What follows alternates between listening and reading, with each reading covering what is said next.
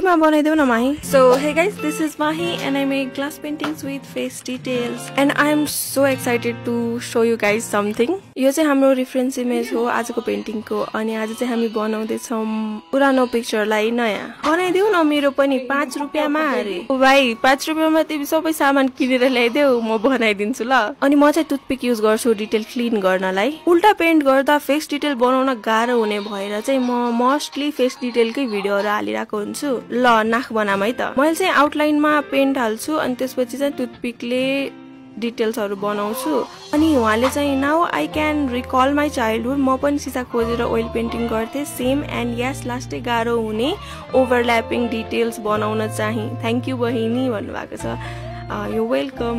Face reveal कहिले गर्नु हुने नि माहीजी भन्नुभएको छ. त्यसको लागि चाहिँ मैले एउटा कुरा सोचेको थिएँ अनि त्यो चाहिँ यो हो. सो भयो चाहिँ के भने 3 वर्ष अगाडि चाहिँ मैले एउटा आर्टिस्टलाई फलो गरेको थिएँ and I was so obsessed with her art work and I finally got my own cartoon character created by the one and only साइलीको साइली. लङ स्टोरी सर्ट मैले क्याप्सनमा लेखेको छु ल. And I am very thankful that she accepted my proposal. त्यति नै मेरो लागि एकदम ठुलो कुरा थियो. हजुरहरूको दशैं पनि रमाइलै भयो होला. म चाहिँ दशैंभरि केही पोस्ट गर्न पाइनँ so I am posting right now. Details shading not that visible भन्नुभएको छ. सो आजको पेन्टिङमा चाहिँ हामी बेस पेन्ट गरौँ. यसमा चाहिँ मजाले मैले सेड गरेछु. लेट्स सी यसलाई फ्लिप गरेपछि यो कस्तो देखिँदो रहेछ त. क्लाइन्टलाई चाहिँ एकदम मन पर्यो. हजुरलाई कस्तो लाग्यो अनि सेड देखेको छ कि नै त